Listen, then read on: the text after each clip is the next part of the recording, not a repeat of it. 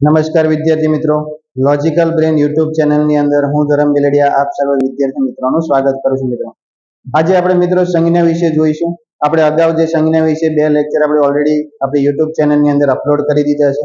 આજે મિત્રો આપણે સંજ્ઞા વિશે વિશેષ માહિતી મેળવીશું કે સંજ્ઞાઓના ઘણા બધા પ્રકારો છે. એમાંથી આપણે બે પ્રકારો વિશે અગાઉના વિડીયોમાં આપણે ચર્ચા કરી છે, જેમ કે એક છે વ્યક્તિવાચક સંજ્ઞા, બે જાતિવાચક સંજ્ઞાઓ વિશે ચર્ચા કરી છે. તો મિત્રો આજે આપણે વિડીયોની અંદર ચર્ચા કરશું કે જે છે સમૂહવાચક સંજ્ઞા.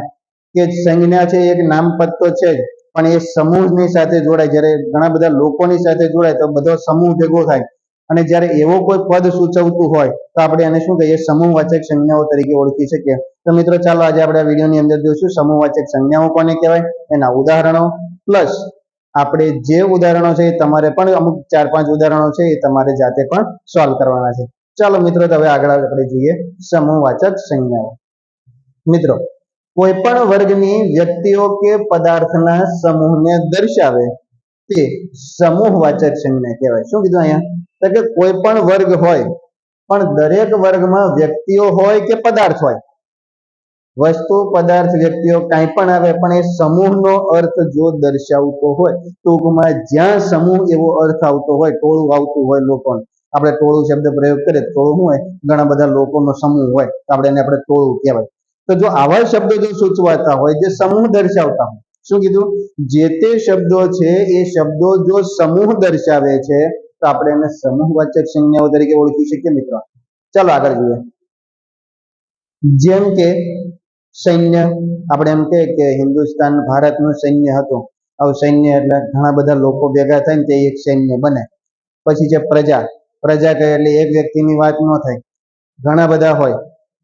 ટોળું, ટોળું કહીએ એટલે આપણે કહીએ ત્યાં માણસોનું ટોળું હતું. હવે ટોળું એટલે ત્યાં માણસો એટલે કેટલા? ટોળામાં કઈ નક્કી થાય નહીં, તો આપણે એવો અર્થ શું લઈ શકાય? સમૂહ એવો લઈ શકાય. સમુદાય, એવા જ બધા દરેક શબ્દ છે. સમુદાય, ભંડોળ, ધણ, ઢગલો, ટુકડી, જંગલ. જંગલ પણ સમૂહ છે મિત્રો. કેમ? તો આપણે કહીએ કે જંગલ કોને કહેવાય? તો ઘણા બધા વૃક્ષો હોય ને એને જંગલ કહેવાય. તો એટલા માટે જંગલ પણ એ શું છે? સમૂહવાચકમાં આવશે. પછી છે ઝુમખું, ફોજ, ગણ, જૂથ વગેરે સમૂહવાચક સંજ્ઞાઓ દર્શાવે છે. ત્યાર પછી આગળ જોઈએ કે આમ સમૂહ દર્શાવતી સંજ્ઞાઓને સમૂહવાચક સંજ્ઞા તરીકે ઓળખી શકાય. હવે મિત્રો આપણને સમૂહવાચક સંજ્ઞાથી એક વસ્તુ ખ્યાલ આવશે કે કોઈ પણ એક નહીં, પણ ઘણા બધા વ્યક્તિઓ, પદાર્થો જો આવો કોઈ સમૂહ દર્શાવે તો ટૂંકમાં આપણે એવું કહી શકીએ કે સમૂહવાચક સંજ્ઞાઓ છે. તો ચાલો મિત્રો આપણે આના ઉદાહરણ જોઈએ અને આપણે સંજ્ઞાઓને ઓળખીએ. તો અહીંયા ઉદાહરણનું પહેલું ઉદાહરણ છે કે સાંજ પડતા ગાયોનું ધણ પાદરમાં દેખાવા લાગ્યું. તો અહીંયા શું થયું કે સાંજ પડી ત્યારે ગાયોનું ધણ છે એ પાદરમાં દેખાવા લાગ્યું. પણ અહીંયા જો ગાયોનું ધણ એવો શબ્દ વાપર્યો, તો અહીંયા પર્ટિક્યુલર ધણ એ શું છે?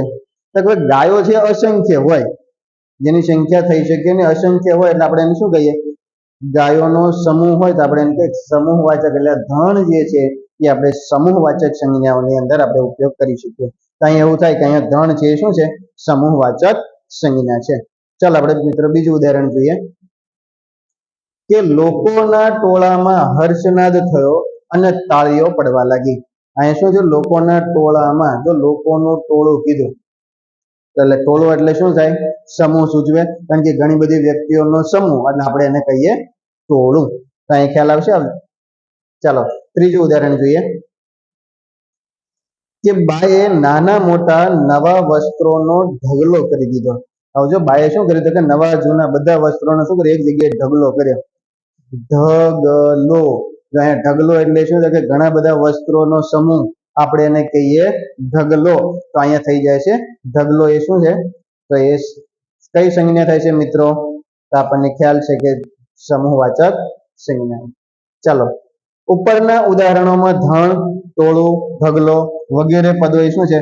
સમૂહવાચક સંજ્ઞાઓ છે, જે સમૂહનો અર્થ સૂચવે છે. માટે આપણે એને કહી શકીએ છીએ કે આ દરેક સંજ્ઞાઓ છે કેવી છે? તો સમૂહવાચક સંજ્ઞાઓ છે. ચાલો મિત્રો હવે આના સિવાય 3 મેં સોલ્યુશન કર્યા છે. હવે પછીના જે 3-4 ઉદાહરણો છે એ તમારે જાતે સોલ્વ કરવાના, જેથી તમને પણ ખ્યાલ આવે કે કદાચ આવા કઈ ઉદાહરણો પૂછાઈ જાય તો આપણે સંજ્ઞાઓને ઓળખી શકીએ. તો મિત્રો જો પહેલું ઉદાહરણ છે કે 3 ટુકડીઓમાં તેઓ વહેંચાઈને કામ કરવા લાગ્યા. શેમાં વહેંચાયા? તો જો મિત્રો અહીંયા 3 ટુકડીઓ કહેતા એનો અર્થ થાય કે ઘણો બધો વ્યક્તિઓનું એક ટુકડી પાડી છે, તો આપણે કહી શકીએ કે આ ઘણા બધા વ્યક્તિઓનો સમૂહ છે, માટે આપણે અહીં કહી શકીએ કે આ સમૂહવાચક સંજ્ઞાઓ છે. ચાલો મિત્રો બીજું ઉદાહરણ જોઈએ કે આકાશમાં પ્રકાશિત તારાઓનું ઝુમખું દેખાઈ રહ્યું છે. તો કયો આવશે મિત્રો? અહીંયા કયો શબ્દ છે? તો જો મિત્રો અહીંયા જોઈશું તારાઓનું ઝુમખું. ઝુમખું એટલે કે ઘણા બધા તારાઓનો સમૂહ. ચાલો ત્યાર પછી ત્રીજું ઉદાહરણ જોઈએ કે વિદ્યાર્થીઓ જૂથ પાડી ભણી રહ્યા હતા. વિદ્યાર્થીઓ શું કરતા હતા? કે જૂથ પાડીને. જો અહીંયા જૂથ એવો શબ્દ આપ્યો છે, જૂથ એટલે વિદ્યાર્થીઓનો સમૂહ. ચાલો મિત્રો આગળ જોઈએ, પછી ફટાફટ આપણે આગળના વિડીયો જોતા જઈએ કે રવિશંકર મહારાજે રાજ્ય માટે ઘણું ભંડોળ એકઠું કર્યું હતું. એ શું કર્યું હતું? અહીંયા ભંડોળ. તો આ દરેક શબ્દ છે મિત્રો અહીંયા કે ટુકડીઓ, ઝુમખું, જૂથ અને આ ભંડોળ, આ દરેક વસ્તુ મિત્રો પોતે એ સમૂહ સૂચવે છે, માટે આપણે અહીં કહી શકીએ કે આ દરેક સંજ્ઞાઓ છે એ આપણી સમૂહવાચક સંજ્ઞાઓ છે. Thank you for watching this video. મિત્રો નવા વિડીયો માટે આપણી યુટ્યુબ ચેનલ લોજિકલ બ્રેન સાથે જોડાયેલા રહેજો. અસ્તુ. Thank you.